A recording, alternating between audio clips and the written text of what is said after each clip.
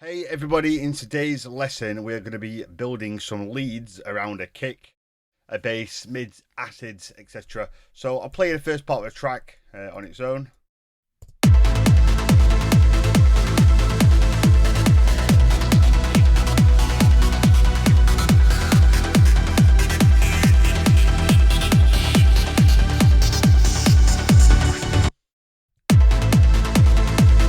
It does need some percussion. I'll probably add that in a moment once I've got the leads sounding right. In fact, I'm going to add some percussion now. I've got this really cool percussion. I've been using it for years. I don't know where I found it, but it's just called Best Loop Ever. If you would like this, give me a shout and I'll send it over to you for free.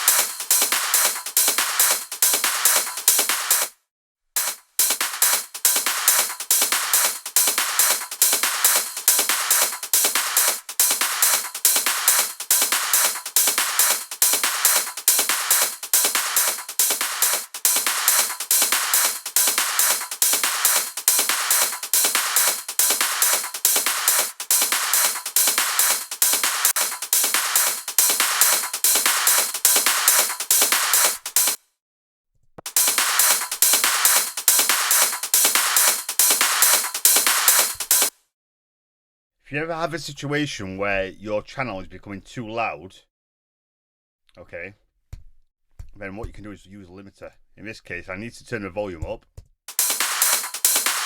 because of a compressor. It's still like hitting me yellow.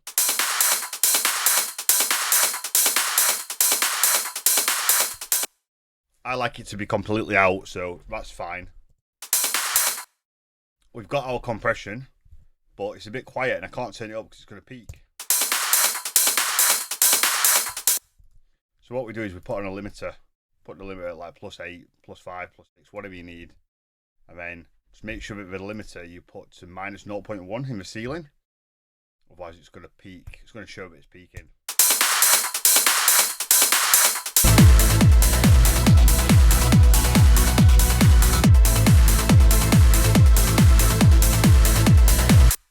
Cool, so we've got that for later.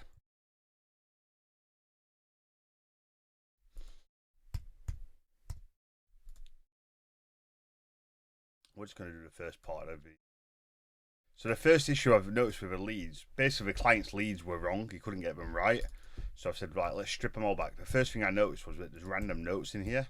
So what we'll do is we'll want to clean this up. So again, it's all about just being 100% thorough. So we've got the velocity right. We don't know if the notes are fucked up, so let's go to fixed note length. Change that. We weren't long enough. So already got a very short MIDI length, so you want to pull them to at least the quarter note in the bar.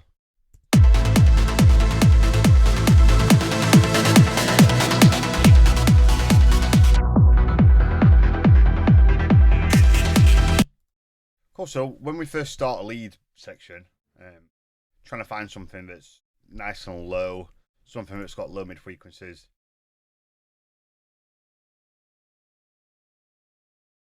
I should really set up a a template for doing tutorials, but as always, I'm going to remove a mag, remove a PSP and a mag on a bus.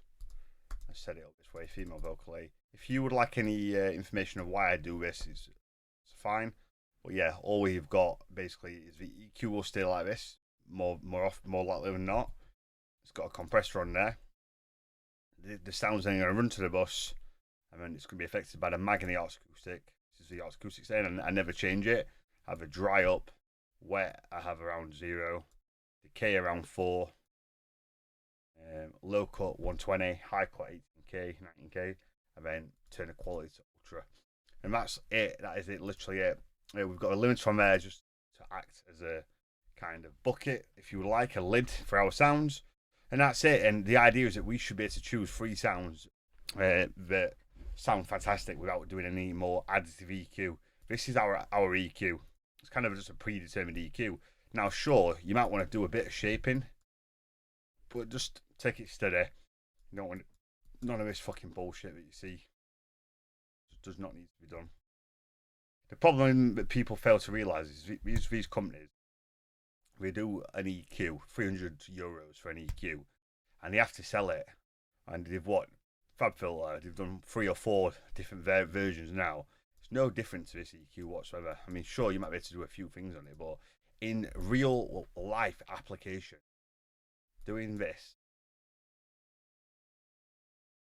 it's just, you're never going to do it. Like, at least I never have. And if I'm here telling you I make music to a professional level, I'm a professional trance producer, tutor, DJ'd all around the world from music and making music, doing this method, then you'd be a fool to buy into a lot of the shit. Now, does it mean that does it mean it doesn't have its uses in some applications? I would imagine it does, and it's very important to say that. But for making trance music, I am proof in a pudding, as we say in the UK, that you just don't need to do it.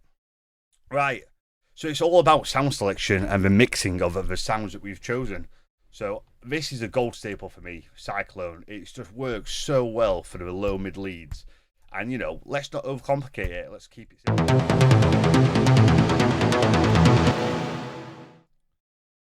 I believe we're in a low key. So we are in, the root note is, oh no, it's not, it's a high key. That's great.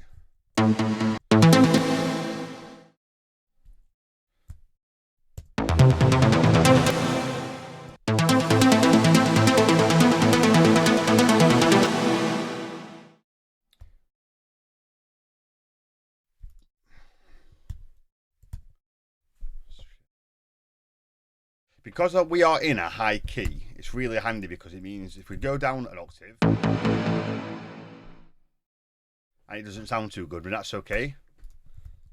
The octave above will work nicely, and you can see if we look at the EQ, there's lots of low mid frequencies.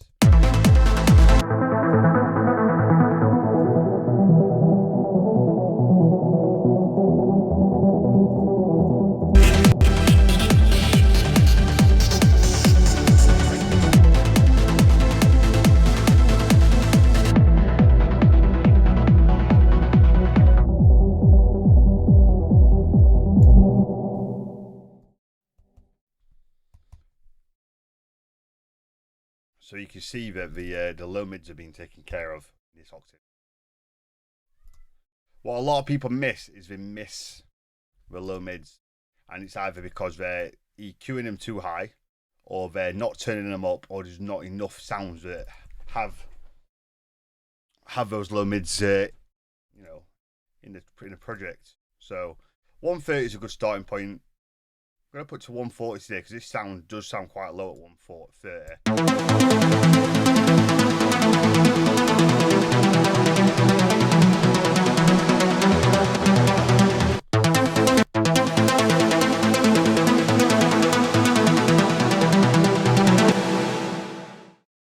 This sound does have a lot of reverb, so I tend to turn it down a lot.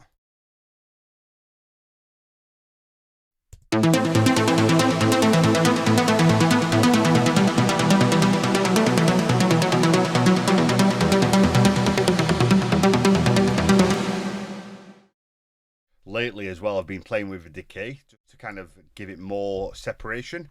The idea is that we can hear the leads. What you don't want, and what happens a lot, and I've done it many times in the past, is people bunch leads together and turn the cutoffs up, and it sounds more like a pad. That's not what we want.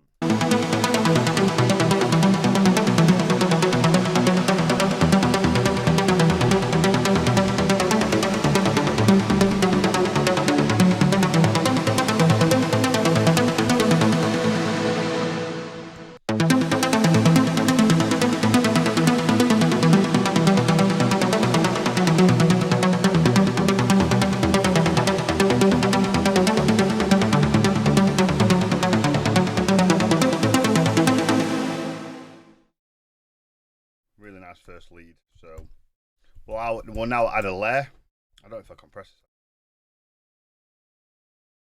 I'm pretty sure.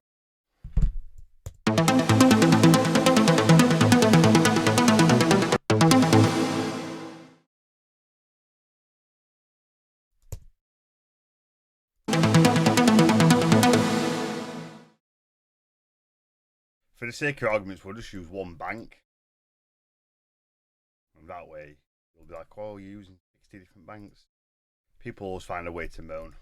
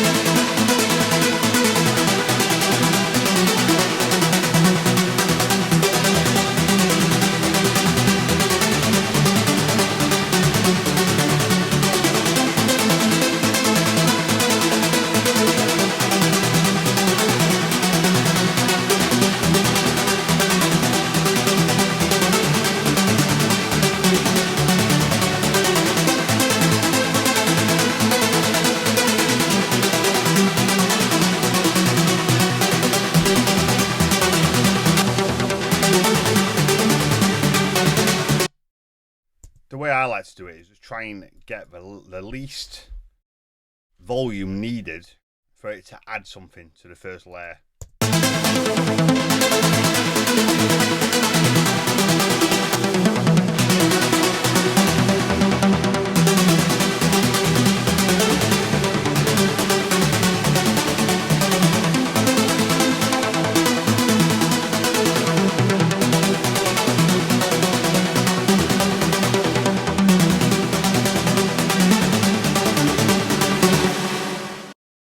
So what you saw me doing then was simply turning the lead down and then muting it to hear what it does once I unmute it. And I got to a point where anything lower than -10 sounded a bit too quiet. So when I muted the lead and it came back, it was just a bit dull. So that's my way of kind of mixing it perfectly.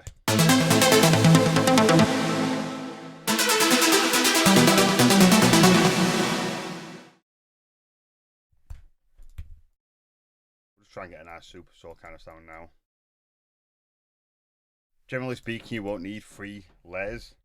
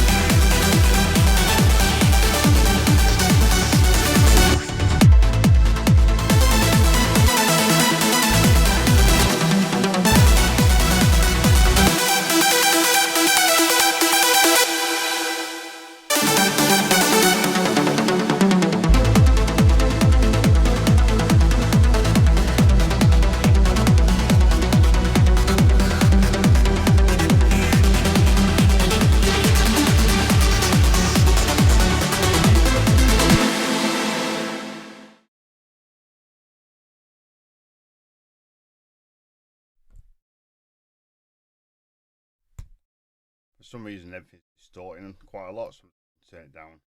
I thought that was happening, it sounded weird.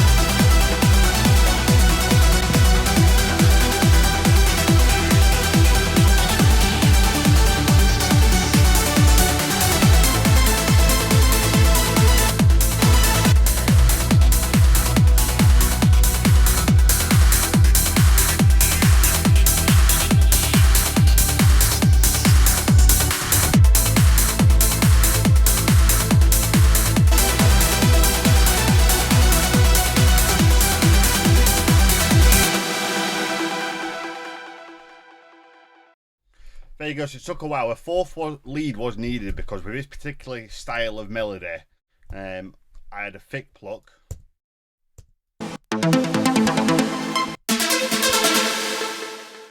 Had like a thick kind of low lead, I mean a mid.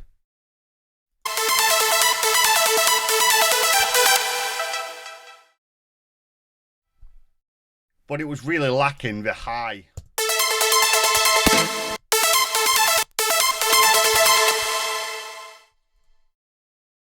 We did have this high, but it didn't quite have the same effect.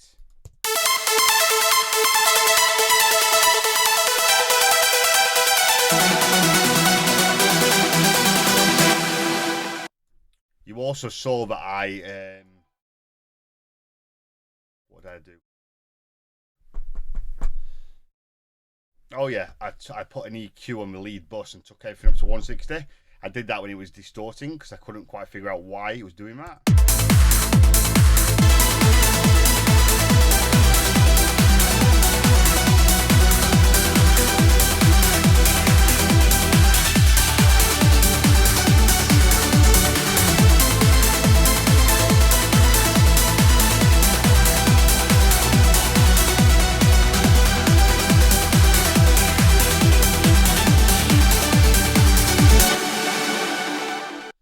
So yeah, there you go, fairly simple, no delay on that one, no delay on that one. We got a little delay there, and no delay. And you saw me look in each individual Spire. I messed about with the reverb and the delay, the cutoff, and then reverb, delay, and then a cutoff filter plus. Also the decays on the first two envelopes, envelope 1 and 3. I mean, it's just a case of mixing. Look, is this perfect? No, but you know, it's because I've not built the foundation, so, and it just takes more time. However, it's sounding pretty damn good now. It sounds good, the mix is good. So as always, for any information about this lesson, drop me an email. You can also please follow me and drop a comment if you've got any requests. And if you want to know any information about my lessons, you can email me at tutorials@adamellisd.com. We offer a full 12-month comprehensive development course, which is, many clients have a lot of success. This year alone, we had two guys get Beatport #1s with Carnage and no, it was Armada, with Armada and with Pure Trance. So, yeah, if it's something you're interested in, reach out, drop me a line. I'm sure I can work something out. And as always, thank you for your time, guys.